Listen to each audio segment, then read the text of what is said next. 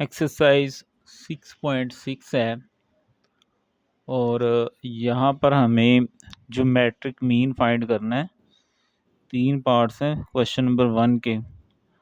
तो इसके लिए हमारे पास रिलेशन है, फार्मूला दिया गया है, वो अपने मेमोराइज कर लेना और आराम से ये क्वेश्चन आपके हल हो जाएंगे। ठीक है,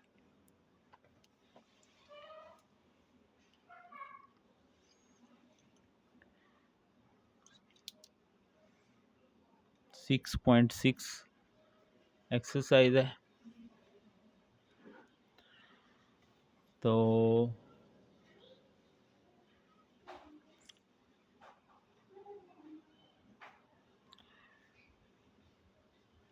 -2 and 8 बच्चों, जो ज्योमेट्रिक मीन है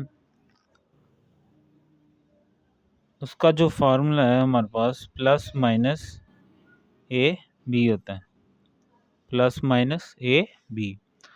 अब अगर यानी यहाँ जो रकमें दी गई हैं हम लिख लेंगे कि हियर, यानी यहाँ पर इस सवाल में ए जो है वो हम -2 ले लेते हैं और जो बी है वो हम 8 को ले लेंगे। तो ये रकमें यहाँ पर दर्ज कर देंगे। ठीक है, तो geometric mean equal to plus minus A की जगह आ जाएगा -2 और बी की जगह हम रख देंगे 8 को। ठीक है,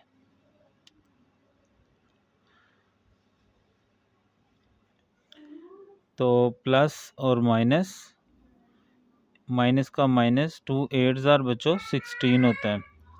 तो प्लस और माइनस 16 का बच्चों जो स्क्वायर रूट है, जज़र है, वो 4 होता है और जज़र में अगर माइनस हो तो वो अयोटा बन जाता है। ठीक है, जज़र में अगर माइनस हो तो वो अयोटा बन जाएगा।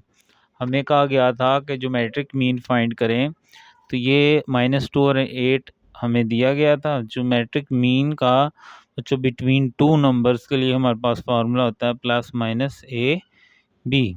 ए हम पहली रकम को ले लेंगे और बी दूसरी को ले लेंगे।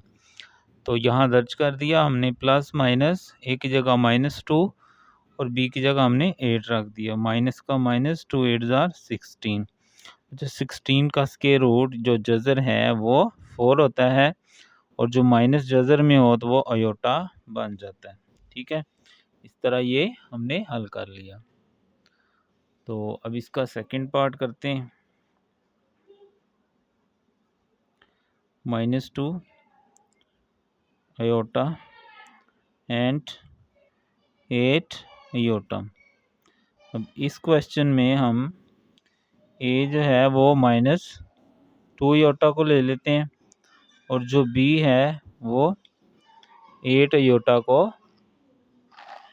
ले लेते हैं। ठीक है, तो जो ज्योमेट्रिक मीन है उसका हमारे पास फार्मूला है plus minus under root A B. Plus minus A की जगह आ गया -2 अयोटा एंड 8 अयोटा बी की जगह पर। ठीक हो गया, प्लस और माइनस अंदर आ जाएगा -2 8 जार 16 अयोटा एंड अयोटा, अयोटा का स्क्वायर हो जाएगा। तो बच्चों आप ये छोटी क्लासों में 9th में भी पढ़ के आए हैं कि जो अयोटा स्क्वायर होता है वो -1 के इक्वल होता है। अयोटा स्क्वायर जो है वो -1 के इक्वल भी होता है। ठीक है, तो प्लस माइनस, अब ये माइनस और माइनस प्लस हो गया। 16 1 जार 16, तो 16 का जो स्क्वायर रूट है वो हमारे पास 4 होता है। 16 का स्क्वायर रूट 4 होता है हमारे पास। ठीक हो गया जी, 2 पार्ट्स हमारे हल हो गए। ए बी प्लस माइनस ये इसका रिलेशन है। ए की जगह एक रकम रखनी होती है और बी की जगह दूसरी रकम रखनी होती है।